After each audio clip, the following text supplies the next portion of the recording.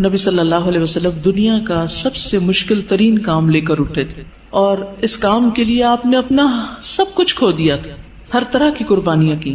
آپ کا بزنس اور آپ کی قوم کی ناراضگی، خاندان کی ناراضگی، اور اس کے علاوہ بھی بہت سی تکلیفیں، ہجرت، جہاد، کئی چیزیں. اور آپ کے بعد جو بھی اس راستے پہ چلتا ہے اس کو مشکلات آتی ہیں، کبھی معاشی پریشانی آتی ہیں، کبھی اولاد کا مستقبل تاریک نظر آتا ہے، کبھی لوگ ناراض ہوتے ہیں، رشتہ دار ناراض ہوتے ہیں، کبھی ساتھی کم ہو جاتے ہیں.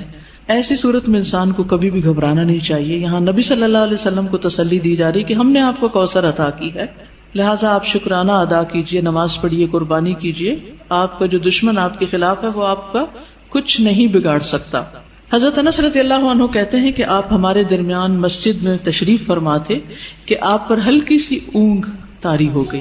پھر آپ نے مسکراتے ہوئے سر مبارک اٹھایا تو ہم نے عرض کی کہ آپ کیوں مسکرا رہے ہیں؟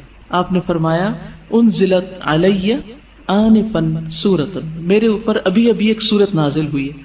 پھر آپ نے بسم اللہ پڑھ کر سورت سنائی، اور سورت سنا کر فرمایا اتدرون ما الکوثر، یعنی تلاوت بھی سنا دی اور پھر وضاحت بھی ساتھ ہی کر رہے ہیں، تعلیم دے رہے ہیں. کیا تمہیں معلوم ہے کوثر کیا ہے؟ تو لوگوں نے عرض کیا اللہ اور اس کا رسول ہی بہتر جانتے ہیں. فرمایا وہ ایک نہر ہے جس کا اللہ نے مجھ سے وعدہ کیا ہے، اس میں خیر کثیر ہے. اس نہر میں کیا ہے؟ خیر کثیر ہے. در حقیقت یہ ایک حوض ہے جس پر میری امت قیامت کے دن آئے گی. اس کے برتنوں کی تعداد آسمان کے تاروں جتنی ہوگی، اور اس سے کچھ لوگوں کو ہٹا لیا جائے گا تو میں کہوں گا کہ یہ میری امت ہے. تو مجھے بتایا جائے گا کہ آپ کو نہیں معلوم کہ آپ کے بعد انہوں نے دین میں کیسی کیسی نئی چیزیں نکال لی تھی. صحیح مسلم کی روایت ہے. بہرحال سورت کا محور یہ ہے، مرکزی مضمون یہ ہے کہ آپ صلی اللہ علیہ وسلم پر نعمتوں کا ذکر ہے، آپ کے مقام کی فضیلت کا بیان ہے، اور اس کے بعد آپ کو کیا کرنا چاہیے اس نعمت اور فضیلت کو پا کر، اس کا ذکر ہے کہ آپ شکرانے کے طور پر اللہ کی عبادت کریں اور بندوں کے حقوق کا خیال رکھیں. اس میں ہم دیکھتے ہیں کہ پچھلی سورت میں 4 چیزوں کی بات تھی، یا 4 خاص باتیں تھی، جس میں سب سے پہلے تو بخل کا ذکر تھا کہ ایک شخص یتیم کی ضرورت پوری نہیں کرتا، مسکین کی نہیں کرتا، ان کو ذلیل کرتا ہے. دوسری چیز نماز میں غفلت کی بات تھی. تیسری چیز دکھاوے کی بات تھی. چوتھی چیز یمنعون الماعون، لوگوں سے خیر روکنے کی بات تھی. اس صورت میں 4 چیزوں کے کرنے کی بات ہے. سب سے پہلے بخل کے اپوزٹ کیا ہے؟ الکوثر، خیر کثیر، کہ اللہ سبحانہ وتعالیٰ نے آپ کو خیر کثیر عطا کی، خیر روکی نہیں آپ سے. نماز سے غفلت کا علاج کیا؟ فصلی، نماز پڑھو. پھر دکھاوے کا علاج کیا؟ لربک، اپنے رب کے لیے پڑھو. اور پھر یمنعون الماعون، اس کا اپوزٹ کیا؟ ونحر. جو شخص یہ کام کرے، کون کون سے؟ فصلی لربک ونحر، نماز بھی صحیح ادا کرے اور قربانی بھی کرے، صدقہ خیرات بھی کرے، اس کا دشمن سرنگوں ہو جاتا ہے. اس کا دشمن اس پہ غالب نہیں آ سکتا، اس کا دشمن اس کا کچھ بگاڑ نہیں سکتا. کبھی بھی آپ کو کسی سے خطرہ ہو، یہ 2 کام شروع کر دیں، اللہ آپ کی حفاظت کرے گا. مشکلیں آتی اس لیے ہیں تاکہ ہم اپنے آپ کو سیدھا کریں، نمازیں اور اچھی کریں، اور اس کے ساتھ ساتھ بندوں کے حقوق کی طرف توجہ کریں، کہاں کمی ہو رہی، کسی کے ساتھ زیادتی تو نہیں کر رہے. تو آپ دیکھیں کہ کیسے مشکلات پر آسان ہوتی. آپ کے خلاف بولنے والے اور آپ کے بارے میں باتیں کرنے والے خود ہی خاموش ہو جائیں گے. اس صورت کا پس منظر یہ بھی بتایا جاتا ہے کہ جب آپ کے بیٹے قاسم کا انتقال ہوا اور یہ خبر ابو لہب تک پہنچی تو اس نے کیا کہا کہ محمد ابتر ہو گیا، اب ان کا نام نشان مٹ جائے گا، کوئی ان کا نام لینے والا نہیں. تو آپ کو تسلی دی جا رہی ہے کہ آپ فکر نہیں کریں، ناکام آپ کا دشمن ہی ہوگا، آپ کو اللہ نے خیر کثیر عطا کر دی. تفصیل دیکھتے ہیں. انا اعطیناک الکوثر، بے شک ہم نے عطا کی آپ کو الکوثر. انا سے مراد اللہ سبحانہ وتعالی. اعطینا، ہم نے آپ کو عطا کی. عطا کیا ہوتی؟ جس کا بدلہ نہیں چاہیے، ٹھیک ہے. الکوثر، کوثر، الکوثر جو ہے یہ جیسے میں نے پہلے بھی عرض کیا، ایک ہے خیر کثیر، کثرت سے خیر عطا کی، بہت زیادہ بھلائی، بہت نعمتیں آپ کو عطا کی. اور انہی میں سے ایک نعمت نہر کوثر ہے یا حوض کوثر ہے. بعض کے خیال میں ایک ہی چیز ہے، بعض کے خیال میں 2 ہیں. نہر جنت میں ہے، حوض عرصات یوم القیامہ میں ہے، یعنی حشر کے میدان میں ہے. اور نہر کوثر سے پانی آ رہا ہے کس میں؟ حوض میں. اور اس کی مسافت کتنی ہے؟ 1 مہینے کی لمبائی پہ لمبا اور 1 مہینے کی لمبائی پہ چوڑا. اس کی لمبائی چوڑائی اتنی ہے. اور جو نہر کوثر ہے جنت کی نہر، اس کے دونوں کنارے سونے کے ہیں، موتیوں اور یاقوت کا فرش بچھا ہے. مٹی کستوری سے زیادہ خوشبودار، پانی شہد سے میٹھا ہے، دودھ سے زیادہ سفید، مکھن سے زیادہ نرم، برف سے زیادہ ٹھنڈا۔ دنیا میں جو آپ کو بہت ہی پسند ہے اس کی کچھ مشابہت نظر آتی۔ اور حوض کوثر جو ہے میدان حشر میں، اس کے کناروں پر کیا ہے؟ پیالے ہیں، کتنے؟ ستاروں کی تعداد میں۔ جو ایک دفعہ اس سے پانی پیے گا وہ کبھی بھی دوبارہ پیاسا نہیں ہوگا۔ لیکن اس سے کس کو ہٹا دیا جائے گا؟ جو بدعت کرنے والا ہو، یا جو آپ سے دشمنی رکھنے والا ہو، آپ سے بغض رکھنے والا ہو، اس کو وہاں نہیں آنے دیا جائے گا۔ یا جو آپ کے دین سے بغض رکھنے والا ہو، نماز سے نفرت ہے، صدقہ خیرات سے، دین کا ہر کام میں مصیبت لگتا ہے۔ ایک یہ ہے کہ بوجھل ہونا، اچھا آپ سو کے اٹھے ہیں تو آپ کو بوجھل لگ رہا ہے نماز پڑھنا، وہ ایک فطری سی بات ہے، آپ تھکے ہوئے ہیں یا نیند میں ہیں۔ لیکن ایک یہ ہے کہ دل سے نماز کی چاہت ہی نہ ہونا۔ نبی صلی اللہ علیہ وسلم فرمایا کہ نماز میری آنکھوں کی ٹھنڈک ہے۔ ہمارے نزدیک نماز کا مقام کیا ہے؟ ہم میں سے ہر ایک کو سوچنا چاہیے، میری زندگی میں نماز کا مقام کیا ہے؟ مجھے نماز سے کتنی محبت اور چاہت ہے، کتنے شوق سے میں اس کی طرف جاتی ہوں، یا نماز بس خانہ پوری کی حد تک پڑھتی، کیونکہ یہ ہماری ایمان کا امتحان ہے۔ اس میں بہرحال یاد رکھیے، جس نے آپ صلی اللہ علیہ وسلم سے دشمنی رکھی، جس نے آپ سے بغض رکھا، جس نے آپ کی شریعت سے بغض رکھا، اس کے لیے پھر کوئی خیر نہیں، کوئی برکت نہیں، وہ حوض کوثر پر۔ رسول اللہ صلی اللہ علیہ وسلم سے بعض صحابہ کرام نے عرض کیا، کیا ہمارا رب قریب ہے کہ ہم اس سے سرگوشی کے انداز میں مناجات کریں، یا وہ ہم سے دور ہے کہ ہم اسے پکاریں، یعنی بلند آواز سے پکاریں؟ اس سوال کے جواب میں یہ آیت نازل ہوئی، وَإِذَا سَأَلَكَ عِبَادِي عَنِّي فَإِنِّي قَرِيبٌ، اور جب تجھ سے میرے بندے میرے بارے میں پوچھیں تو آپ ان کو بتا دیں کہ میں قریب ہوں۔ اس آیت میں اللہ سبحانہ تعالیٰ نے عبادی کہہ کر اپنے بندوں پر خاص رحمت ظاہر کی ہے، اور پھر اپنے قریب ہونے کا ذکر کر کے دعا کرنے کی ترغیب دی ہے۔ یعنی اللہ سبحانہ تعالیٰ ہمیں اپنے بندے کہہ کے پکار رہا ہے، میرے بندے، ہم سب اسی کے بندے ہیں۔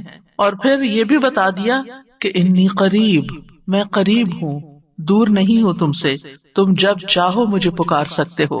ابو موسیٰ اشعری کہتے ہیں کہ ایک سفر میں ہم رسول اللہ صلی اللہ علیہ وسلم کے ساتھ تھے۔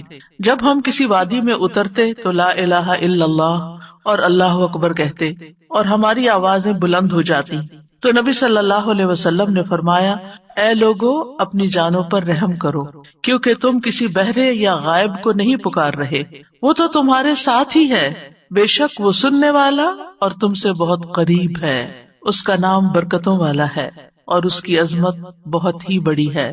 تو اللہ سبحانہ تعالیٰ قریب ہے، اس کو ہم چاہیں تو دل ہی دل میں پکاریں، سرگوشیوں کے انداز میں پکاریں یا اونچی آواز میں پکاریں، وہ ہر حال میں سنتا ہے، اور جب وہ سنتا ہے تو جواب بھی دیتا ہے اور ہماری دعائیں قبول بھی کرتا ہے۔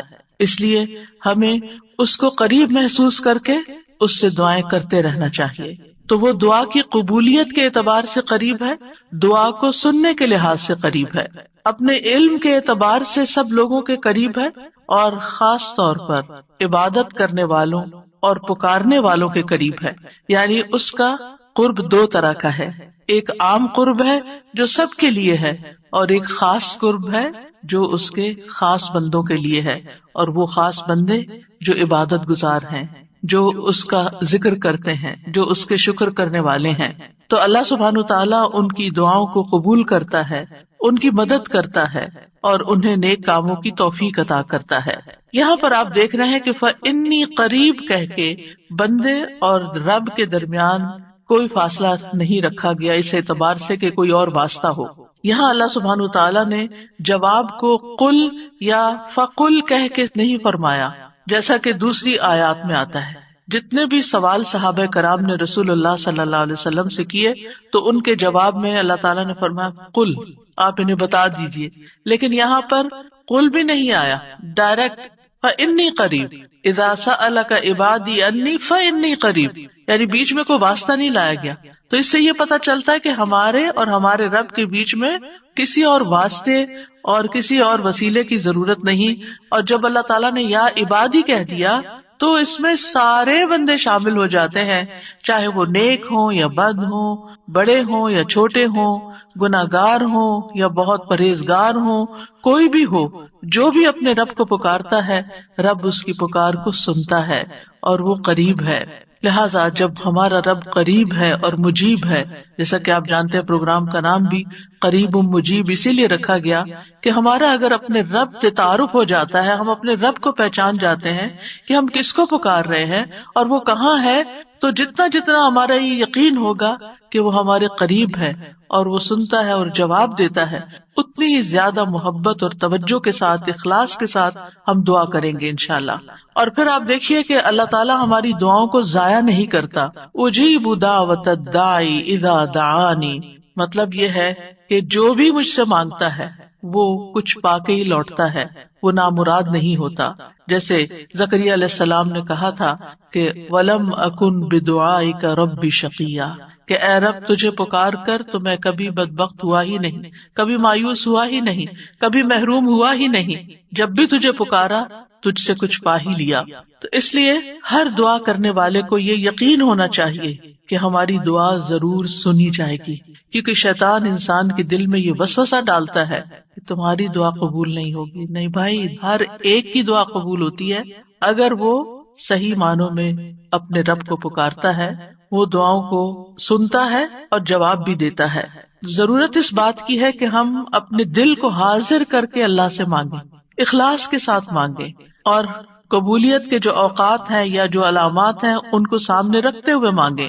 اور پھر ساتھ یہ بھی کہا گیا فَلْيَسْتَجِيبُوا لِي وَلْيُؤْمِنُوا بِي لَعَلَّهُمْ يَرْشُدُونَ، کہ انہیں چاہیے کہ وہ بھی میری بات مانیں، یعنی اگر یہ چاہتے ہیں کہ میں ان کی دعائیں قبول کروں تو پھر انہیں بھی چاہیے جب میں انہیں پکارتا ہوں، ایک تو یہ ہے نا کہ ہم اللہ تعالیٰ کو پکارتے ہیں، اور ایک اللہ تعالیٰ بھی ہمیں پکارتے ہیں، یعنی اللہ سبحانہ وتعالیٰ کب پکارتے؟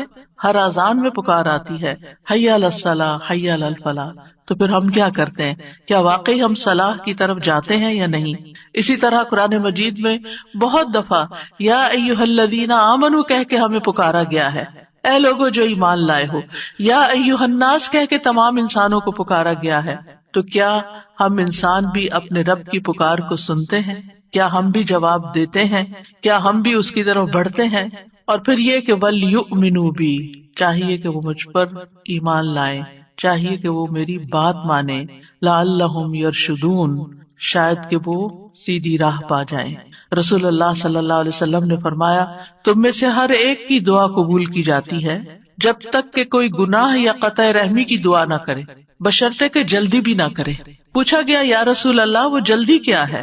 فرمایا یہ کہ کوئی یوں کہے کہ میں نے دعا کی اور میں نے دعا کی، یعنی دوبارہ کہ میں نے تو کئی بار دعا کی، بہت دعا کی، میری تو دعا قبول نہیں ہوتی، اور اس طرح وہ تھک ہار کر دعا کرنا چھوڑ دے۔ ایسا نہ کرے بلکہ دعا کرتا رہے، کیونکہ اس کی قبولیت کے مختلف طریقے ہیں۔ تو اللہ سبحانہ تعالی ہم سے قریب ہے۔ ایک اور آیت میں آتا ہے سورۃ ہود کی، وَإِلَىٰ ثَمُودَ أَخَاهُمْ صَالِحًا قَالَ يَا قَوْمِ اعْبُدُوا اللَّهَ مَا لَكُم مِّنْ إِلَٰهٍ غَيْرُهُ هُوَ أَنشَأَكُم مِّنَ الْأَرْضِ وَاسْتَعْمَرَكُم فِيهَا فَاسْتَغْفِرُوهُ ثُمَّ تُوبُوا إِلَيْهِ إِنَّ رَبِّي قَرِيبٌ مُّجِيبٌ۔ اور سمود کی طرف ان کے بھائی صالح کو بھیجا، اس نے کہا اے میری قوم اللہ کی عبادت کرو، اس کے سوا تمہارا کوئی معبود نہیں، اسی نے تمہیں زمین سے پیدا کیا اور تمہیں اس میں آباد کیا، سو اس سے بخشش مانگو، پھر اس کی طرف پلٹ آؤ، یقیناً میرا رب قریب ہے، قبول کرنے والا ہے۔ ان ربی قریب مجیب۔ یہاں قوم سمود کی بات کی جا رہی ہے۔ یہ لوگ مدائن کے علاقے میں رہتے تھے جو تبوک اور مدینہ منورہ کے درمیان واقع تھا۔ صالح علیہ السلام نے اپنی قوم کو ایک طرف اللہ سبحانہ تعالیٰ کی عبادت کی دعوت دی، توحید کی دعوت دی کہ صرف وہی تمہارا معبود ہے جس نے تمہیں پیدا کیا، جس نے تمہیں زمین میں آباد کیا، لہٰذا تم شرک سے اجتناب کرو، صرف اللہ کی طرف رجوع کرو۔ کیوں؟ اس لیے کہ وہ بہت قریب ہے، اپنے بندوں کی دعائیں سنتا ہے۔ تو آپ دیکھیے، جو آپ کے قریب ہو اور جو آپ کی بات بھی سنتا ہو، تو کیا آپ نہیں چاہیں گے کہ آپ اس کے قریب ہوں؟ یہاں پر آپ دیکھیے کہ دعا کرنے سے پہلے دو چیزوں کی بات ہے، استغفار اور توبہ کی، کہ اس سے استغفار کرو اور توبہ کرو تو تمہاری دعائیں قبول ہوں گی۔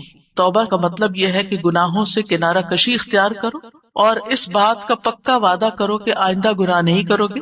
اور استغفار کا مطلب ہوتا ہے بخشش طلب کرنا کہ اللہ ہمیں معاف کر دے، ہمارے گناہوں پہ پردہ ڈال دے۔ اور توبہ اور استغفار دونوں ہم معنی بھی ہیں. امام ابن قیم کہتے ہیں استغفار میں توبہ شامل ہے اور توبہ میں استغفار شامل ہے، اور جب ان کو الگ الگ بولا جاتا ہے تو پھر اس کا معنی الگ الگ بھی ہوتا ہے. اور اگر یہ دونوں اکٹھے آئیں یعنی ایک دوسرے کے ساتھ مل کر آئیں تو استغفار کا مطلب یہ ہوتا ہے کہ زندگی میں جو ہم کر چکے ہیں غلط کام، برائیاں، اللہ تعالیٰ ہمیں ان کے شر سے محفوظ رکھے. اور توبہ کا مطلب یہ ہے کہ ہم آئندہ گناہ میں پڑنے کے شر سے آپ کی مدد چاہتے ہیں، حفاظت چاہتے ہیں. اور توبہ اس پختہ ارادہ کو بھی کہتے ہیں کہ دوبارہ گناہ نہیں کریں گے، آئندہ یہ نہیں کریں گے. تو ان ربی قریب مجیب، میرا رب یقیناً قریب ہے، مجیب ہے. اور یہاں قریب قرب سے شفقت اور اکرام کے معنوں میں، یعنی رب بہت شفیق اور مہربان ہے، بہت کریم ہے. اور اس کا اپوزٹ ہوتا ہے بعید، دور. اور بہت کا لفظ سختی کے لیے بولا جاتا ہے کہ وہ جو شفیق نہ ہو، سخت ہو، کرخت ہو، اور پھر یہ کہ کچھ نہ دے. تو ایسا نہیں ہے ہمارا رب. ہمارا رب قریب ہے، مہربان ہے، اور اس کے ساتھ ساتھ یہ کہ وہ اپنے بندوں کا اکرام کرتا ہے اور انہیں سیدھے رستے پر چلاتا ہے، ان کی رہنمائی کرتا ہے، ان کی ضروریات پوری کرتا ہے، ان کی حفاظت کرتا ہے، ان کو مدد دیتا ہے، ان کی مشکلات دور کرتا ہے. لہٰذا ہمیں اپنے رب کو قریب پاتے ہوئے اور قربت کا ایک احساس ہوتا ہے. قریب ہونے کا مطلب یہ نہیں کہ اللہ سبحانہ وتعالیٰ کسی نعوذ باللہ فزیکل فارم میں ہمارے ساتھ بیٹھے ہوئے ہیں یا ہمارے دل میں بیٹھے ہوئے ہیں، یہ مطلب نہیں ہے قریب کا. قربت ایک احساس کا نام ہے. آپ نے دیکھا ہوگا بہت سے لوگ دور ہوتے ہوئے آپ کے دل کے قریب ہوتے ہیں، اور کئی لوگ آپ کے ساتھ رہتے ہوئے، آپ کے ساتھ بیٹھے ہوئے، آپ کے ساتھ زندگی گزارتے ہوئے بھی آپ سے دور ہوتے ہیں. تو اللہ سبحانہ وتعالی کا قرب محسوس کرنے کی چیز ہے، اس طرح کہ وہ سنتا ہے. اللہ سبحانہ وتعالی سنتا ہے، السمیع ہے، اللہ تعالیٰ دیکھتا ہے، البصیر ہے، اللطیف ہے، الخبیر ہے، ہمارے دلوں کے راز بھی جانتا ہے. تو اس سے بڑھ کے قریب کون ہوگا جو شہرک سے بھی زیادہ قریب ہے، اور جو ہمارے دل میں خیال اٹھ کر جو ہمارے دماغ تک جاتا ہے اس سے پہلے کہ دماغ تک جائے وہ بیچ میں حائل ہوتا ہے اور وہ جان لیتا ہے کہ بندہ کیا سوچ رہا ہے. نہ صرف یہ کہ وہ یہ جانتا ہے کہ اس وقت کیا کر رہے ہیں ہم، وہ یہ بھی جانتا ہے ہم پاسٹ میں کیا کر چکے ہیں، اور وہ یہ بھی جانتا ہے کہ ہم فیوچر میں کیا کچھ کرنے والے ہیں. کوئی اور ہے ایسا جو اتنا زیادہ ہمیں جانتا؟ کیا وہ ہماری ضروریات کو نہیں جانتا ہوگا؟ کیا وہ ہمارے دکھ کو نہیں جانتا؟ کیا وہ ہماری پریشانیوں کو نہیں جانتا؟ کیا وہ ہماری زندگی کے مقاصد کو نہیں جانتا؟ کیا وہ ہماری کوششوں کو نہیں جانتا؟ کیا وہ ہماری عبادتوں کو نہیں جانتا؟ وہ خوب جانتا ہے، وہ سب کچھ جانتا ہے. تو جو جانتا ہے اس سے مانگے بنسبت اس کے کہ جو جانتا بھی نہیں ہے، اور ہم اس سے توقعات لگا کے بیٹھے رہے کہ یہ ہمارے لیے کچھ کریں گے. عام طور پر ہم جب کسی مشکل کا شکار ہوتے ہیں تو پھر بندوں کی طرف دیکھتے ہیں، نہیں، جو اپنے رب کو قریب پاتے ہیں وہ اپنے رب ہی کی طرف دیکھتے ہیں اور رب ہی کی طرف پلٹ پلٹ کر جاتے ہیں. اور تابا یتوبو کا مطلب پلٹ پلٹ کر جانا بھی ہے کہ واپس پلٹتے ہیں کہ اللہ تعالیٰ اگر ہماری کسی بات سے آپ ناراض ہو گئے یا ہم سے خفا ہیں تو ہم تیری ہی طرف پلٹتے ہیں. اعوذ بک منک، تجھ سے ڈر کے پھر تیرے ہی پاس پناہ لیتے ہیں اپنے گناہوں کے شر سے بچنے کے لیے، اپنی سیئات سے بچنے کے لیے. تو اس لیے تھرو آؤٹ جو ہمارا انشاءاللہ پروگرام ہوگا اس میں آپ یہ 2 لفظ بس پکے کر لیں، وہ قریب ہے، وہ مجیب ہے، وہ بہت قریب ہے اور وہ جواب بھی دیتا ہے، وہ دعائیں قبول بھی کرتا ہے. اس لیے اس رمضان میں خوب خوب دعائیں کرنی ہے. اور ویسے بھی آپ دیکھیں کہ دعا افضل ترین عبادت ہے. الدعاء مخ العبادت، عبادت کا جوہر ہے، عبادت کی ٹاپ پر ہے. تو رمضان کا مہینہ عبادت کے لیے، لہٰذا اس عبادت میں دعاؤں کا ایک خاص حصہ ہونا چاہیے. دعا ہے کیا؟ دعا کا لفظ عربی زبان میں دال عین واو سے مل کر بنا ہے. دعا یدعو دعاء و دعوتن، یہ 2 مصدر ہیں اس سے. اور دعا کا لفظی معنی ہوتا ہے کسی کو آواز اور کلام کے ساتھ مائل کرنا، پکارنا، یعنی آواز بھی دینا، اس سے بات بھی کرنا اور اس کو اپنی طرف متوجہ کرنا. ایک ہوتا کسی سے بات کرنا لیکن اس میں مقصد یہ نہیں ہوتا کہ میری طرف متوجہ ہو. مثلا میں آپ سے بات کر رہی ہوں اس وقت، تو مجھے آپ سے ایکسپیکٹیشن نہیں کہ آپ میری طرف متوجہ ہو کہ میری کوئی مدد کریں. لیکن دعا میں جب انسان پکارتا ہے تو اس کا مطلب ہوتا ہے کہ دوسرا متوجہ ہو اور جس مقصد کے لیے اس کو پکارا جا رہا ہے وہ مقصد بھی پورا ہو جائے. عربی میں کہتے ہیں دعوت اللہ، میں نے اللہ کو پکارا، یعنی میں نے سوال کرتے ہوئے اللہ تعالی کی طرف عاجزی کرتے ہوئے جو خیر ہے اس کے پاس اس میں رغبت رکھی اور اس رغبت کو طلب کرنے کے لیے اس کو پکارا، یعنی اس رغبت کے ساتھ اس کو پکارا. قرآن مجید میں دعا کا لفظ مختلف معنوں میں استعمال ہوا ہے. نمبر 1 دعا بمعنی ندا، آواز دینے کے معنوں میں. دعا کا مطلب کیا؟ آواز دینا. جیسے سورۃ آل عمران میں آتا ہے فَقُلْ تَعَالَوْا نَدْعُ أَبْنَاءَنَا وَأَبْنَاءَكُمْ وَنِسَاءَنَا وَنِسَاءَكُمْ وَأَنفُسَنَا وَأَنفُسَكُمْ. تو آپ کہہ دیجئے کہ آؤ ہم اپنے اور تمہارے بیٹوں کو اور اپنی اور تمہاری عورتوں کو بلا لیں، پکار لیں، یعنی تم بھی ان کو بلا لو ہم بھی بلا لیتے. تو بلانے کے معنوں میں استعمال ہوتا ہے. تو عربی زبان میں دعا اور ندا یہ دو لفظ مترادف بھی ہیں، ایک دوسرے سے ملتے جلتے ہیں، سینونیمز ہیں، ایک جگہ پر اکٹھے بھی استعمال ہوئے ہیں. الا دعاء و نداء کہ پکار اور آواز کے سوا کچھ نہیں سنتا. پھر اسی طرح دعا بمعنی طلب کرنا، کسی چیز کی ڈیمانڈ کرنا. قرآن مجید میں آتا ہے وَلَا تَزِرُ وَازِرَةٌ وِزْرَ أُخْرَى وَإِن تَدْعُ مُثْقَلَةٌ إِلَىٰ حِمْلِهَا لَا يُحْمَلْ مِنْهُ شَيْءٌ وَلَوْ كَانَ ذَا قُرْبَىٰ. اور کوئی بھی بوجھ اٹھانے والا کسی دوسرے کے گناہوں کا بوجھ نہ اٹھائے گا. یہ کب کی بات ہے؟ قیامت کے دن. اور کوئی بوجھ سے لدا ہوا شخص اپنا بوجھ اٹھانے کے لیے کسی کو بلائے گا، اس کو پکارے گا، وَإِن تَدْعُ تو وہ اس میں سے کچھ بھی نہیں اٹھا سکے گا، کوئی مدد نہیں کرے گا قیامت کے دن، اگرچہ وہ قریبی رشتہ دار ہی کیوں نہ ہو. تو کسی کو مدد کے لیے بلانا، آؤ میرا سامان اٹھاؤ، میرا بوجھ اٹھاؤ، اس کے لیے بھی لفظ دعا جس میں ایک طلب پائی جاتی ہے استعمال ہوتا ہے.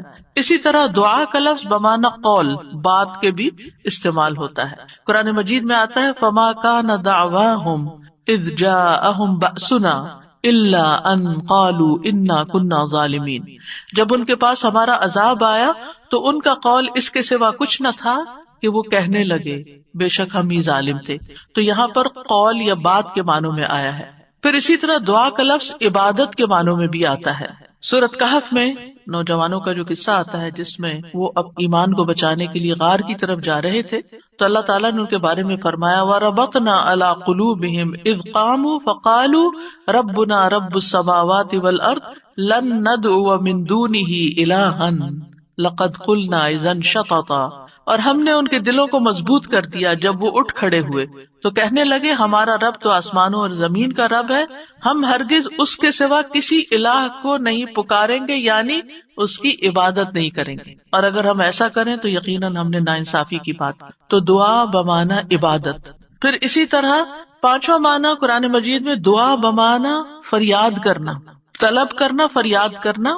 اور اس میں وَإِن كُنتُمْ فِي رَيْبٍ مِّمَّا نَزَّلْنَا عَلَىٰ عَبْدِنَا فَأْتُوا بِسُورَةٍ مِّن مِّثْلِهِ وَادْعُوا شُهَدَاءَكُمْ. اگر تمہیں اس قرآن میں شک ہے جو ہم نے اپنے بندے پر نازل فرمایا تو اسی طرح کی ایک سورت تم بھی بنا لاؤ اور اللہ کے سوا اپنے گواہوں مددگاروں کو بھی بلا لو.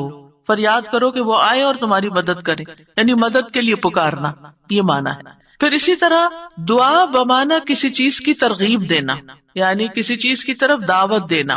نوح علیہ السلام نے اپنی قوم کو پکارا تھا قال رب انی دعوت قومی لیلا ونہارا. اس نے کہا ہے میرے رب بے شک میں نے اپنی قوم کو رات اور دن پکارا، ان کو دعوت دیتا رہا دین کی طرف، اپنے رب کی طرف. اور اس میں معنی عبادت کا بھی ہے کہ اللہ کی عبادت کرو تو عبادت کی دعوت میں ان کو دیتا رہا. پھر اسی طرح دعا بمعنی منسوب کرنا، نسبت دینا. ادعوہم لآبائہم، ان بچوں کو ان کے حقیقی باپوں کی نسبت سے پکارو. یعنی ادعوہم کا مطلب ہے کہ ان کو اپنے باپوں کی طرف ہی منسوب کرو، جن کے وہ بچے ہیں باپ کا نام نہیں بدلو. اور آٹھواں معنی ہے سوال کرنا، دعا بمعنی سوال. جیسے بنی اسرائیل نے موسیٰ علیہ السلام سے کہا قالوا ادع لنا ربک یبین لنا ما ہی، انہوں نے کہا تم اپنے رب سے ہمارے لیے دعا کرو. تو یہ جو دعا ہے یہ بمعنی سوال ہے، یعنی مانگو کہ وہ ہمارے لیے بیان کر دے کہ وہ گائے کس طرح کی ہو. تو قرآن مجید میں یہ دعا کا لفظ مختلف معنوں میں استعمال ہوا ہے، لیکن دعا کا عمومی شرعی معنی کیا ہے؟ اللہ کی بارگاہ میں عاجزی کے ساتھ سوال کرنا اور اللہ کے پاس جو خیر ہے اس میں راغب ہونا، رغبت رکھنا.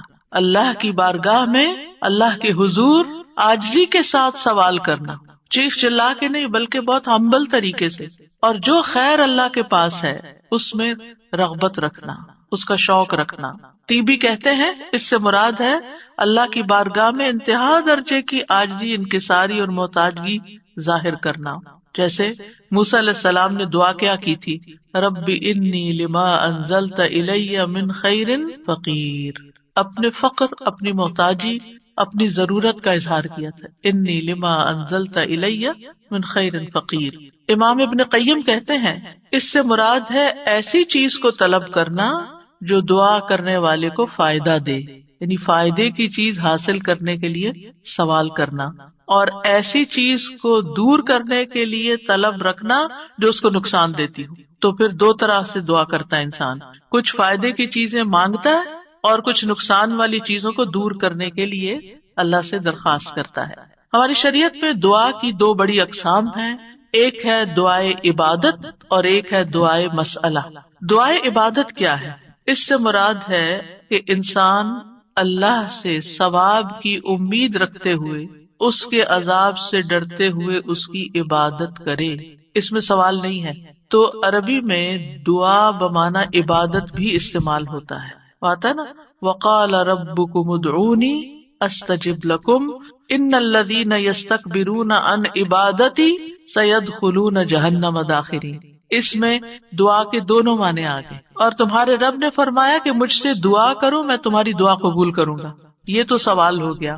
اور دوسرا، بے شک وہ لوگ جو میری عبادت سے تکبر کرتے ہیں عنقریب و ذلیل و خوار ہو کر جہنم میں داخل ہوں گے۔ تو یہاں عبادت کا معنی بھی آ گیا عبادت کے لفظ کے ساتھ، یعنی دعا ایک طرح سے عبادت ہے۔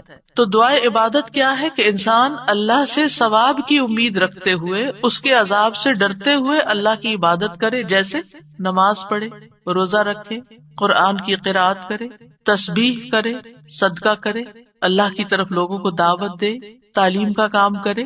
تو انسان ان میں سے جو بھی عبادت کا کام کرے گا وہ دراصل اللہ کی طرف راغب ہوگا، کیونکہ دعا میں رغبت پائی جاتی ہے۔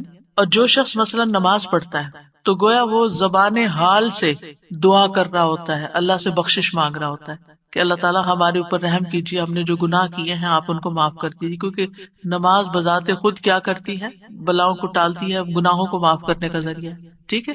اچھا، صدقہ کیا کرتا ہے؟ گناہوں کی آگ بجھاتا ہے، ٹھیک ہے۔ تو یہ جو گناہوں کی آگ کا بجھنا ہے، یہ ہم بول کے بھی کہہ سکتے اللہ ہمیں جہنم کے عذاب سے بچا، تو وہ ہماری زبان بول رہی ہوتی، لیکن جب ہم صدقہ دے رہے ہوتے ہیں تو گویا ہمارا عمل جو ہے وہ اسی چیز کا تقاضا کر رہا ہے کہ ہم اپنے اوپر سے گناہوں کا بوجھ اتارنا چاہتے ہیں۔ تو ایک دعا سوال کے انداز میں ہوتی ہے اور ایک دعا حال کے ساتھ بیان ہو رہی ہوتی ہے، عمل کے ساتھ ہو رہی ہوتی ہے۔ اور دوسری جو دعائے مسئلہ ہے جس میں مانگنے کی دعا ہوتی ہے، تو وہ یہ ہے کہ انسان دنیا اور آخرت کی کوئی بھی بھلائی طلب کرنے اور دنیا اور آخرت کے نقصان کو دور کرنے کا سوال اللہ سے ہی کرے۔ دنیا اور آخرت کی کوئی بھی بھلائی مانگنا اور دنیا اور آخرت کے کسی بھی نقصان سے بچنا، یہ بس اللہ ہی سے کرے اس کا سوال۔ یہ دعائے مسئلہ ہے، یعنی سوال کرنے والی، یعنی وہ دعا جس میں ہم سوال کرتے ہیں۔ کن چیزوں کا سوال کرتے ہیں؟ دنیا اور آخرت دونوں، آخرت نہیں بھولنی۔ ربنا آتنا فی الدنیا حسنۃ وفی الآخرۃ حسنۃ وقنا عذاب النار۔ تو دنیا اور آخرت کی حسنہ مانگنا اور دنیا اور آخرت کے عذاب سے، مصیبت سے بچنا، وقنا عذاب النار۔ سب سے بڑی مصیبت تو آگ ہے نا، یعنی اس کی کوئی تکلیف انسان کو پہنچے۔ نبی صلی اللہ علیہ وسلم نے فرمایا دعا عبادت ہے۔ قال الدعاء هو العبادۃ قال ربکم ادعونی استجب لکم۔ تمہارے رب کا فرمان ہے میں پکارنے والے کی دعا قبول کرتا ہوں جب وہ مجھے پکارتا ہے۔ تو دعا جو ہے یہ عبادت کی اقسام میں سے سب سے عظیم قسم ہے۔ امام خطابی اپنی کتاب شأن الدعاء میں کہتے ہیں، اس حدیث کی وضاحت کرتے ہوئے الدعاء هو العبادہ، وہ کہتے ہیں کہ دعا عبادت کا ایک بڑا حصہ ہے یا سب سے افضل عبادت ہے۔ جیسے کہ لوگ کہتے ہیں لوگ بنو تمیم ہیں اور مال اونٹ ہیں، یعنی لوگوں کو دیکھنا تو بنو تمیم کو دیکھو، مطلب سب لوگوں سے افضل ہیں. نبی صلی اللہ علیہ وسلم اسی سے تھے اور ان کی تعداد بھی زیادہ تھی. اور اسی طرح عربوں کے ہاں مال کی سب سے بڑی قسم اونٹ ہوا کرتے تھے. وہ کہتے ہیں مال تو اصل میں اونٹ ہے اور لوگ تو بنو تمیم ہی ہے. تو اسی طرح کہا گیا دعا تو عبادت ہی ہے. الدعاء هو العبادہ، دعا ہی عبادت ہے. الحج عرفہ، اس کا یہ مطلب ہے کہ صرف عرفہ میں جاؤں، یہ نہیں. مطلب یہ ہے کہ جتنے بھی ارکان آپ حج کے ادا کرتے ہیں ان میں سے عرفہ کے دن کا قیام اگر کسی نے پا لیا تو اس کا حج ہو گیا. اور وہ سب سے بڑا دن ہے جس میں بخشش ہوتی ہے. تو یہ عربوں کے کہنے کا ایک انداز بھی ہے نا. اور مراد اس سے کیا ہے کہ دعا سب سے افضل عبادت ہے اور ساری اطاعتوں اور ساری بندگیوں کا مغز ہے کہ انسان اپنی ہر پریشانی اور ہر ضرورت میں اللہ کی طرف متوجہ ہو جائے. یہ ہے اصل مقصد. اگر کسی مشکل میں پڑ گیا ہے تو اس مشکل کے دور ہونے کے لیے بس اللہ ہی کی طرف رجوع کرے اور اسی کا انتظار کرے کہ وہی کاٹے گا. لوگوں سے توقعات ہٹا لے. اس کا یہ مطلب نہیں کہ ہم لوگوں سے ہیلپ لے نہیں سکتے. آپ لوگوں سے ہیلپ لے سکتے ہیں، آپ ان کو بتا سکتے ہیں کہ آپ کس مشکل میں اور اس کا حل کیا ہے، لیکن ان سے توقع نہ رکھے کہ یہ میری مشکل حل کر دیں گے. مثلا آپ کو کوئی پرابلم ہوئی ہے، آپ کسی سے مشورہ کرنا چاہتے ہیں، آپ کسی سے کاؤنسلنگ لینا چاہتے ہیں، آپ ضرور لیں، لیکن یہ توقع نہ رکھیں کہ یہ آپ کا مسئلہ حل کر دے گا یا بس یہی آپ کے لیے سب کچھ ہو گیا. اس کو اللہ سبحانہ وتعالیٰ سے آگے نہ رکھیں. کہتے ہیں نا ہمت مردہ مدد خدا. ہمت آپ نے کرنی، کوشش آپ نے کرنی، مدد اللہ نے کرنی ہے. دعا کی بھی ہمت ہوتی ہے اور دعا کے لیے بھی ایک ایفرٹ لگانی پڑتی ہے اور اس کے لیے یکسو ہونا پڑتا ہے. خصوصاً آپ دیکھیں کہ جب کسی بڑی پریشانی کے نتیجے میں انسان کے ہوش اڑ جاتے ہیں، اوسان خطا ہو جاتے ہیں، اس کو کچھ سمجھ نہیں آتی، تو ایسی صورت میں انسان اپنے خیالات کو مجتمع کر کے فوکس کر کے پوری توجہ کے ساتھ اللہ کی طرف جب متوجہ ہوتا ہے تو یہ ہے اصل میں دعا کی روح. اور نہ صرف یہ کہ بڑی مشکلات میں بلکہ چھوٹی چھوٹی ضروریات میں بھی اللہ کی طرف رغبت کرنی چاہیے. دعا کی ضرورت کیوں ہے ہماری زندگی میں؟ کیونکہ ہم اللہ کے محتاج ہیں. بادشاہ وہی ہے، ہم فقیر ہیں. یا ایھا الناس انتم الفقراء الی اللہ، اے لوگو تم سب اللہ کے محتاج. کوئی بھی انڈیپینڈنٹ نہیں، کوئی بھی یہ نہیں کہہ سکتا کہ میں اپنے سب کام خود ہی کر سکتا ہوں. واللہ هو الغنی الحمید، اور اللہ سب سے بے پرواہ ہے اور تعریف کے لائق ہے. بندوں میں سے کوئی بھی بے پرواہ نہیں ہو سکتا، ہم سب محتاج ہیں. دوسری بات، اللہ سارے خزانوں کا مالک ہے. وَإِن مِّن شَيْءٍ إِلَّا عِندَنَا خَزَائِنُهُ، کوئی چیز ایسی نہیں. وَإِن مِّن شَيْءٍ إِلَّا عِندَنَا خَزَائِنُهُ، کہ جس کے خزانے ہمارے پاس نہ ہوں. آپ کوئی چیز آرڈر کرنا چاہتے ہیں تو پتہ چلتا ہے وہ تو ہے ہی نہیں، ختم ہو گئی، اسٹاک ختم، آؤٹ آف اسٹاک.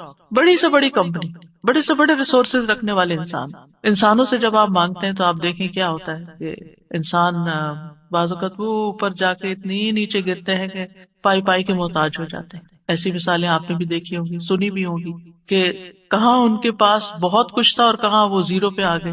اللہ تعالیٰ ایسا نہیں ہے، ہمیشہ سے ہے اس کے پاس اور ہمیشہ رہے گا.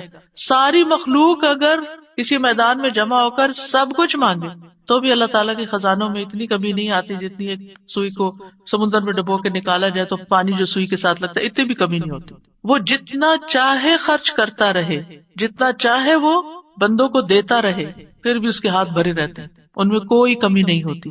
ایک اور آیت میں آتا ہے سورۃ المنافقون میں، وَلِلَّهِ خَزَائِنُ السَّمَاوَاتِ وَالْأَرْضِ، آسمانوں اور زمین کے خزانے اللہ کے پاس ہیں. پھر کیا کرنا چاہیے؟ اس کے پاس جانا چاہیے. جس کے پاس کوئی خزانہ نہیں ہے اس کے پاس جو سارے خزانوں کا مالک. مشکل یہ ہے کہ ہمارے مانگنے میں کمی ہوتی ہے، دیر ہوتی ہے. وہ سب کچھ انشاءاللہ العزیز ہم اللہ سبحانہ تعالیٰ کے نام الالہ پر بات کریں گے. الالہ کا معنی ہے معبود، خاص معبود. معبود کون؟ جس کی عبادت کی جائے. اللہ سبحانہ تعالیٰ کی عبادت، اسی سے محبت اور اسی کے آگے جھکنا اور اس کے سامنے عاجزی کا اظہار. وہ کیوں؟ وہ اس لیے کہ انسان اپنی فطرت کے اعتبار سے مجبور ہے کہ وہ اپنے سے بڑے کے آگے جھکے. اسے کسی نہ کسی کے آگے ضرور جھکنا ہے کیونکہ وہ اس کے اندر یہ مادہ موجود ہے، وہ اس کے بغیر رہ نہیں سکتا، اس کے بغیر اس کی تکمیل نہیں ہوتی. انسان ہمیشہ یہ چاہتا ہے کہ وہ کسی سے شدید محبت کرے، کسی کے آگے جھکے، کسی کا سہارا لے، کسی کو اپنے غم اور رنج کی حالت میں پکارے. کوئی ہو جو ہر حال میں اس کی سننے والا ہو، جو اس کا دکھ دور کرنے والا ہو، تو اللہ سبحانہ تعالیٰ کے سوا وہ کون ہو سکتا ہے؟ جب سے انسان پیدا ہوا ہے اور انسانی تاریخ میں جو مختلف ادوار آئے ہیں، اس میں لوگوں نے اللہ سبحانہ تعالیٰ کو معبود تو مانا، لیکن اس کے ساتھ دوسروں کو بھی الہ مان لیا، یعنی ظاہر میں نظر آنے والی چیزوں کو بھی انہوں نے اپنا سہارا بنا لیا۔ کوئی درخت کے آگے جھکا تو کوئی پہاڑ کے آگے جھک گیا، کوئی سمندر سے خوف کھا کر اس کے آگے جھکنے لگا، کسی نے آگ کو اپنا خدا مان لیا اور وہ اس کی عبادت کرنے لگا۔ گویا جس چیز سے وہ ڈرا یا جس چیز سے وہ حیران ہوا یا جس چیز نے اس کو امپریس کیا یا انفلوئنس کیا یا جس چیز کے لیے اس کے دل کے اندر ایک خاص کیفیت پیدا ہوئی، اس نے اسی کو اپنا معبود بنا لیا۔ لیکن اللہ سبحانہ وتعالیٰ فرماتے ہیں وَإِلَٰهُكُمْ إِلَٰهٌ وَاحِدٌ لَا إِلَٰهَ إِلَّا هُوَ الرَّحْمَٰنُ الرَّحِيمُ، سورۃ البقرہ آیت 63 ہے، اور تمہارا معبود، تمہارا الہ بس ایک ہی الہ ہے، وہ جس نے ان سب چیزوں کو پیدا کیا ہے۔ مخلوق الہ نہیں ہو سکتی، الہ تو وہی ہو سکتا ہے کہ جس کے سب تابع ہو، جس کے آگے پوری کائنات جھکی ہوئی ہو۔ فرمایا اس کے سوا کوئی اور معبود نہیں، وہ بے حد رحم کرنے والا، نہایت مہربان ہے۔ عربی زبان میں الہ کا لفظ اللہ سبحانہ تعالیٰ کے لیے استعمال ہوتا ہے، تو اس آیت سے پتہ یہ چلتا ہے کہ اللہ سبحانہ تعالیٰ اپنی الہیت میں منفرد ہے، یکتا ہے، اکیلا ہے، اور الوہیت کے اندر یعنی الہ ہونے کے اندر کمال علم، کمال قدرت، کمال رحمت اور کمال حکمت کے معنی پائے جاتے ہیں۔ یعنی وہی الہ ہو سکتا ہے جس کا علم کامل ہو، جس کی قدرت کامل ہو، جس کی رحمت کامل ہو، جس کی حکمت کامل ہو، اور اس میں کسی قسم کا کوئی نقص نہ پایا جاتا ہو۔ اور یہ تمام صفات صرف اور صرف اللہ سبحانہ تعالیٰ کے اندر ہی ہیں۔ اسی لیے وہی دراصل الہ ہے، وہی معبود ہے، اور وہی عبادت کے لائق ہے، عبادت کا حقدار ہے، کیونکہ کسی اور کے اندر یہ صفات اس درجے میں پائی ہی نہیں جاتی۔ تو یہ صفات اس بات کا تقاضا کرتی ہیں کہ ایک انسان اللہ ہی کو اپنا محبوب سمجھے اور انتہا درجے کی محبت صرف اسی کے ساتھ کرے، انتہا درجے میں صرف اسی کے آگے جھکے، اپنا سر اور اپنی پیشانی صرف اسی کے سامنے ٹکائے، کچھ مانگے تو صرف اسی سے مانگے، اسی کے آگے ہاتھ پھیلائے اور کسی اور کے آگے نہیں۔ سورۃ الانبیاء میں اللہ تعالیٰ فرماتے ہیں لا الہ الا انا فاعبدونی، میرے سوا کوئی معبود نہیں، لہٰذا تم میری ہی عبادت کرو، نہیں مانگو تو مجھ سے مانگو، جھکو تو میرے آگے جھکو، اس لیے کہ وہ دینے پہ قادر ہے، وہ اتنا عظیم ہے کہ اس کے آگے جھکنا انسان کے لیے باعث عزت ہے، باعث ذلت نہیں، کیونکہ انسان جب اپنے سے چھوٹی چیز کے آگے جھکتا ہے تو یہ جھکنا اس کے لیے باعث ذلت ہے۔ اسی طرح ایک سورۃ طٰہٰ میں فرمایا اننی انا اللہ لا الہ الا انا فاعبدنی، بے شک میں ہی اللہ ہوں، میرے سوا کوئی معبود نہیں، بس تم میری ہی عبادت کرو۔ اللہ سبحانہ تعالیٰ کے لیے الہ کے علاوہ رب کا بھی لفظ آتا ہے، یعنی رب بھی اللہ کے ناموں میں سے ایک نام ہے، لیکن ان دونوں میں فرق ہے۔ رب کا مطلب ہے مخلوق کو پیدا کرنے والا، اس کو رزق دینے والا، اس کا انتظام کرنے والا، لیکن الہ کا مطلب ہے جو عبادت کے مستحق ہے، یعنی جس کی عبادت کی جائے، جس کی تعظیم کی جائے، جس کے آگے عاجزی اور انکساری کا اظہار کیا جائے۔ تو عبادت حقیقت میں محبت، اطاعت، تسلیم و رضا اور تعظیم پر مبنی ہوتی ہے، اور یہ صرف الہ ہی کے لیے ہو سکتی ہے۔ تو اس میں دراصل توحید الوہیت کی طرف دعوت دی گئی ہے، اور جہاں الہ کا لفظ آیا ہے وہاں ساتھ شرک کی نفی بھی کی گئی ہے کہ لا الہ الا انت یا لا الہ الا اللہ۔ پھر یہ ہے کہ اللہ سبحانہ وتعالیٰ نے اپنا یہ نام خود رکھا ہے، اضافت کے ساتھ بھی اور اس کے بغیر بھی، اور حقیقت یہ ہے کہ تمام انبیاء بھی اس نام کو استعمال کرتے رہے ہیں۔ ہم دیکھتے ہیں کہ سورۃ البقرہ میں اللہ تعالیٰ کا ارشاد ہے، اللہ تعالیٰ جب یعقوب علیہ السلام کی وفات کا وقت ذکر کرتے ہیں کہ ام کنتم شہداء اذ حضر یعقوب الموت اذ قال لبنیہ ما تعبدون من بعدی، کیا تم حاضر تھے اس وقت جب یعقوب کو موت آئی، جب اس نے اپنے بچوں سے کہا کہ میرے بعد تم کس کی عبادت کرو گے، کس کے آگے جھکو گے؟ تو انہوں نے کیا کہا؟ نعبد الہک و الہ آبائک ابراہیم و اسماعیل و اسحاق الہا واحدا ونحن لہ مسلمون. ہم تیرے معبود نعبد الہک، اس کی عبادت کریں گے. یہاں بھی لفظ الہ استعمال ہوا ہے کہ جب عبادت کی بات ہے تو پھر ساتھ ہی الہ کا لفظ آ جاتا ہے کہ وہ خاص معبود جو عبادت کا مستحق ہے. تو تیرے معبود اور تیرے آبا یعنی ابراہیم، اسماعیل، اسحاق، ان سب کے الہ کی جو ایک ہی الہ ہے اس کی ہم سب عبادت کریں گے. تو گویا یعقوب علیہ السلام اپنی اولاد کو ایک اللہ الہ کی عبادت کی تاکید کر کے گئے، وصیت کر کے گئے. پھر اسی طرح اللہ کا نام الہ اللہ تعالی کی ذات اور اس کی صفات پر دلالت کرتا ہے. یعنی اللہ تعالی کا یہ نام جو ہے وہ اس کی صفات کو بھی بیان کرتا ہے. اور حقیقت یہ ہے کہ یہ صرف اللہ سبحانہ تعالیٰ ہی کے لیے ہے. یہاں یہ بات بھی یاد رہے کہ اللہ سبحانہ تعالیٰ نے خود اپنے ساتھ دوسرے الہوں کا انکار کیا ہے. قرآن مجید میں اللہ تعالیٰ فرماتے ہیں سورۃ المؤمنون میں مَتَّخَذَ اللَّهُ مِن وَلَدٍ، اللہ نے کوئی اولاد نہیں بنائی، وَمَا كَانَ مَعَهُ مِنْ إِلَٰهٍ، اور اس کے ساتھ کبھی کوئی الہ رہا ہی نہیں، کوئی اور الہ ہے ہی نہیں، نہ تھا نہ ہے اور نہ کبھی ہو سکتا ہے. کیوں؟ اس کے لیے بہت خوبصورت دلیل دی گئی کہ اِذًا لَذَهَبَ كُلُّ إِلَٰهٍ بِمَا خَلَقَ، اگر کوئی اور الہ ہوتا تو وہ جو اس نے بنایا ہوتا وہ اپنے ساتھ لے جاتا، یہ باہم کلیش بھی ہوتا. وَلَعَلَىٰ بَعْضُهُمْ عَلَىٰ بَعْضٍ، اور ان میں سے باز پہ چڑھائی کر دیتے، کیونکہ جب اختیارات بہت سے لوگوں کے ایک جیسے ہوں تو ان میں سے پھر وہ دوسروں سے آگے بڑھنے کے لیے ان کو ہرانے کی کوشش کرے گا. سبحان اللہ، اللہ پاک ہے، عما یصفون، اس سے جو وہ وصف بیان کرتے ہیں اللہ کا. یعنی اللہ سبحانہ تعالیٰ کے ساتھ کوئی اور الہ ہو ہی نہیں سکتا، کیونکہ کوئی اور ایسی صفات کے لائق ہی نہیں اور کوئی معبود ہے ہی نہیں. عبادت کا مستحق صرف اللہ ہے. تمام انبیاء نے اسی کی دعوت دی ہے، اعبد اللہ ما لکم من الہ غیرہ، اللہ کی عبادت کرو، اس کے سوا تمہارا کوئی الہ نہیں. واعبدوا اللہ ولا تشرکوا بہ شیئا، اور اللہ کی عبادت کرو اور اس کے ساتھ کسی کو شریک نہ ٹھہراؤ، کیونکہ ہماری زندگی کا مقصد ہی عبادت ہے اور عبادت اللہ کا حق ہے. اس لیے ہمیں سوچ سمجھ کر اس حق کو ادا کرنا ہے. ایسا نہ ہو کہ ہم کوشش بھی کریں، محنت بھی کریں، لیکن وہ اس کے ہاں قبول نہ ہو جس نے دراصل ہمیں پیدا ہی اس کام کے لیے کیا ہے. معاذ رضی اللہ عنہ سے مروی ہے کہ نبی صلی اللہ علیہ وسلم جس گدھے پر سوار تھے میں اس کے اوپر آپ کے ساتھ پیچھے بیٹھا ہوا تھا، سواری کر کے کہیں جا رہے تھے. اس گدھے کا نام عفیر تھا. آپ نے فرمایا اے معاذ، کیا تمہیں معلوم ہے کہ اللہ تعالیٰ کا حق اپنے بندوں پر کیا ہے اور بندوں کا حق اللہ تعالیٰ پر کیا ہے؟ میں نے کہا کہ اللہ اور اس کا رسول ہی زیادہ جانتے ہیں. آپ نے فرمایا اللہ کا حق اپنے بندوں پر یہ ہے کہ وہ اس کی عبادت کرے اور اس کے ساتھ کسی دوسرے کو شریک نہ ٹھہرائے، اور بندوں کا حق اللہ پر یہ ہے کہ جو بندہ اللہ کے ساتھ کسی کو شریک نہ ٹھہرائے اللہ اسے عذاب نہ دے. یعنی جو شخص توحید پر ہو پھر اللہ سبحانہ تعالیٰ اس کو اپنے عذاب سے، سزا سے محفوظ رکھے.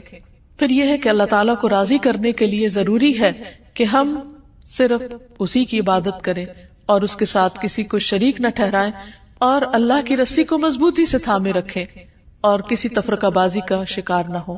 پھر یہ بھی یاد رہے کہ جو شخص اللہ کو اپنا الہ مان لیتا ہے وہ سلامت رہتا ہے. قرآن مجید میں آتا ہے الذین آمنوا ولم یلبسوا ایمانہم بظلم اولئک لہم الامن وہم مہتدون.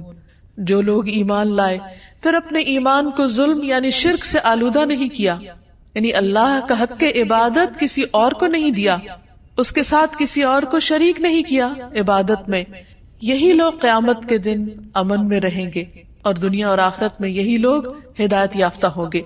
پھر اگر کوئی شخص اللہ سبحانہ تعالیٰ کی حفاظت حاصل کرنا چاہتا ہے یعنی اس کے عذاب سے اللہ کی پناہ میں رہنا چاہتا ہے تو اس کے لیے بھی یہی ضروری ہے کہ وہ الہ ہی کی عبادت کرے.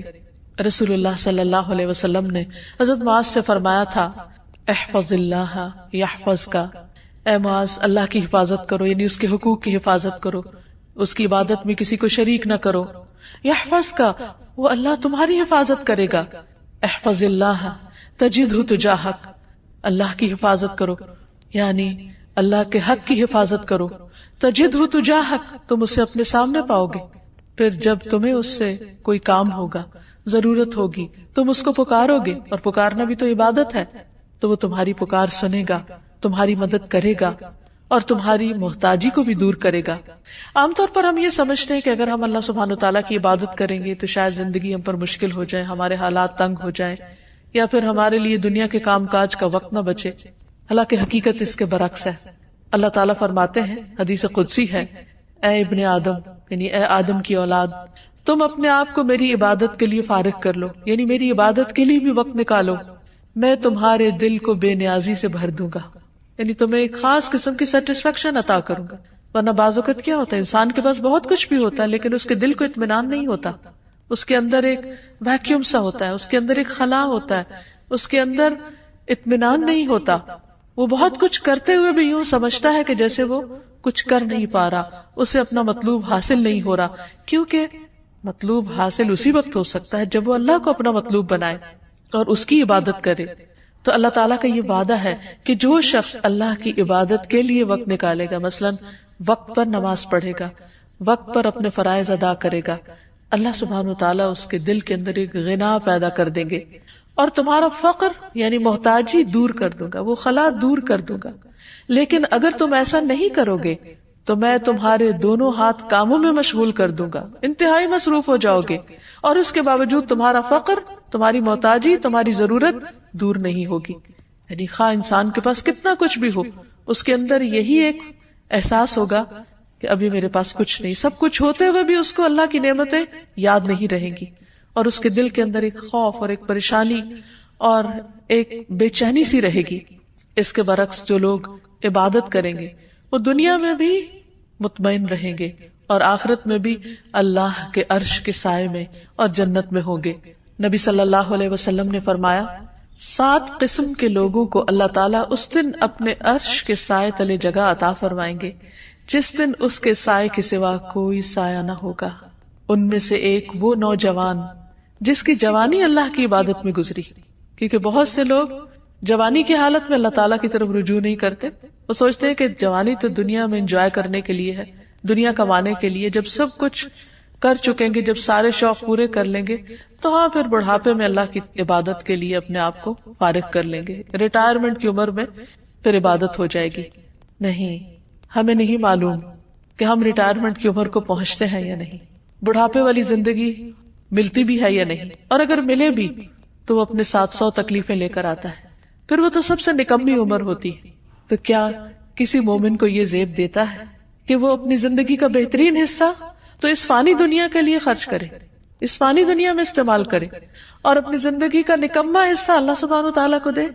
تو اسی لیے جو لوگ اپنی زندگی کا بہترین حصہ یعنی جوانی اللہ کی عبادت میں گزاریں گے، اللہ تعالیٰ کی طرف سے عائد کردہ جو فرائض ہیں ان کو پورا کرتے ہوئے گزاریں گے، اللہ تعالیٰ کی اطاعت اور فرما برداری میں گزاریں گے، تو اللہ سبحانہ وتعالیٰ قیامت کے اس طویل دن جو ایک دن 50,000 سال کا ہے، جس دن سورج بہت قریب آ چکا ہوگا، اس دن اللہ تعالیٰ ایسے لوگوں کو اپنے عرش کے سائے تلے جگہ دیں گے. نبی صلی اللہ علیہ وسلم نے یہ بھی فرمایا، جو شخص اللہ کی عبادت اس طرح کرے کہ اس کے ساتھ کسی کو شریک نہ کرے، اور شرک کرنے میں صرف ایسا نہیں کہ غیر اللہ یا ایسے آبجیکٹس کی پوجا کرنا جو اللہ نے تخلیق کیے ہیں، بلکہ اس میں ریاکاری کرنا، شو آف کرنا، لوگوں کو خوش کرنے کے لیے دین کے کام کرنا. اگر انسان صرف اور صرف اللہ کی رضا کے لیے اچھے کام کرتا ہے، نماز قائم کرتا ہے، زکوٰۃ دیتا ہے، اللہ کی بات سنتا ہے اور مانتا ہے، تو اللہ تعالیٰ اسے جنت کے 8 دروازوں میں سے داخل ہونے کا اختیار دے دے گا کہ جس سے چاہو چلے جاؤ، جو تمہیں پسند ہے اس سے اندر آ جاؤ. یعنی کس قدر شاندار ویلکم ہوگا ایسے شخص کا جو دنیا میں شوق سے، رضا سے، خوشی سے اللہ کی طرف دوڑتا ہے، اللہ کی عبادت کرتا ہے. تو یہاں یاد رہے کہ عبادت کے 2 اہم اصول بھی ہیں، اور جب تک یہ 2 چیزیں عبادت میں شامل نہ ہو اس وقت تک عبادت کا حق ادا نہیں ہوتا. پہلی چیز اخلاص ہے کہ انسان جو کچھ اللہ کے لیے کرے بس وہ پھر اللہ ہی کے لیے کرے، کسی اور کے لیے نہیں کرے. اس کی نیت صرف اللہ کے لیے خالص ہو، وہ اس کو خوش کرنے کے لیے، اس کی رضا کے لیے، اس کی محبت حاصل کرنے کے لیے، اس کے دیدار کی خاطر ہر عمل کرے. اور دوسری چیز جس چیز کو وہ خاص عبادت سمجھ کے کرتا ہے اسے رسول اللہ صلی اللہ علیہ وسلم کے طریقے کے مطابق کرے، کیونکہ جب عمل خالص ہوگا تو وہ اس کی باطن کی خوبصورتی کی دلیل ہے. اور جو شخص سنت کی پیروی کرتا ہے تو نبی صلی اللہ علیہ وسلم کا عمل سب سے خوبصورت عمل تھا. اللہ سبحانہ تعالیٰ نے آپ کو اسوۃ حسنہ بنا کر بھیجا. لقد کان لکم فی رسول اللہ اسوۃ حسنہ، تمہارے لیے اللہ کے رسول صلی اللہ علیہ وسلم کی زندگی میں خوبصورت نمونہ ہے.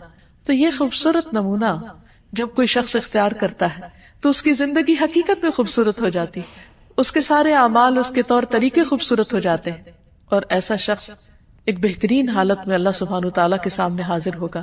اللہ تعالیٰ ہمیں بھی ان لوگوں میں شامل کر لے کہ جو احسن طریقے پر اللہ کی عبادت کرتے ہیں، ایسی عبادت جو اس کو پسند آ جائے. اسی لیے نبی صلی اللہ علیہ وسلم نے اچھی عبادت کا جو کرائیٹیریا بتایا وہ کیا ہے کہ تم اس طرح اللہ کی عبادت کرو گویا تم اس کو دیکھ رہے ہو، اور اگر یہ کیفیت نہ ہو تو یہ تو ضرور یاد رکھو کہ وہ تمہیں دیکھ رہا ہے. تو جو بھی شخص یہ سوچ کر اللہ کی عبادت کرے گا کہ وہ اس وقت اللہ کی نگاہ میں ہے، تو وہ لوگوں کے سامنے ہو یا تنہائی میں ہو، وہ اچھے کام ہی کی کوشش کرے گا.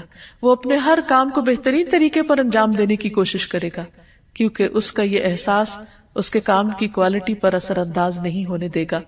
نبی صلی اللہ علیہ وسلم نے ایک خوبصورت دعا سکھائی ہے ہر نماز کے بعد پڑھنے کے لیے.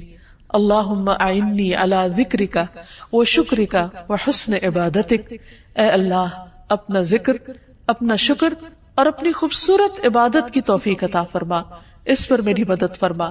کیونکہ انسان کے ساتھ بہت سی مشکلات بھی ہیں، خود اس کا اپنا نفس